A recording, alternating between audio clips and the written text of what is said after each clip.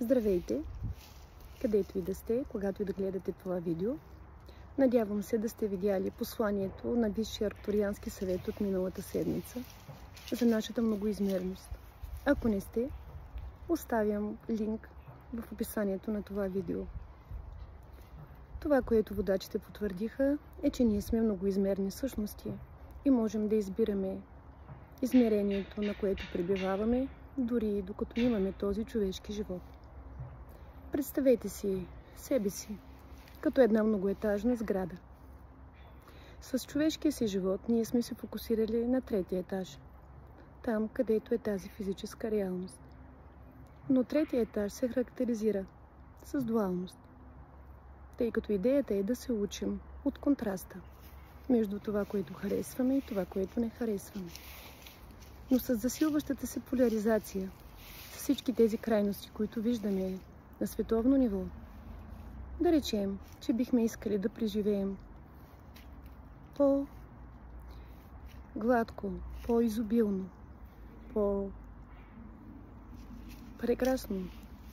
преживяване.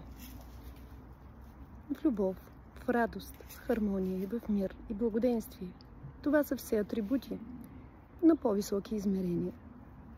Така че, как да изберем по-високото измерение, докато все още живеем в това човешко тяло и този човешки живот? Водачите казаха, като се съсредоточим върху любовта, която сме, и излъчваме любовта, която сме.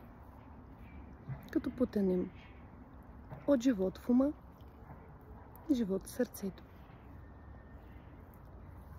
Ако вие сте готови да стъпите на този път на живот от сърцето и да излъчвате любовта, която сте, за мен ще е чест и радост да държа поле за вашата активация на свещеното сърце, която ще позволи на любовта, която сте, да бъде излъчвана от това човешко тяло във вашия човешки живот и да преобрази цялото ви преживяване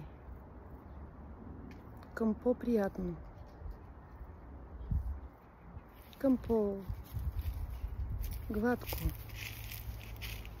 в съответствие с пътя на душата ви. Много благослови от мен и чувствайте се поканени да се свържете с мен за резервация на такава активация. Прекрасен ден!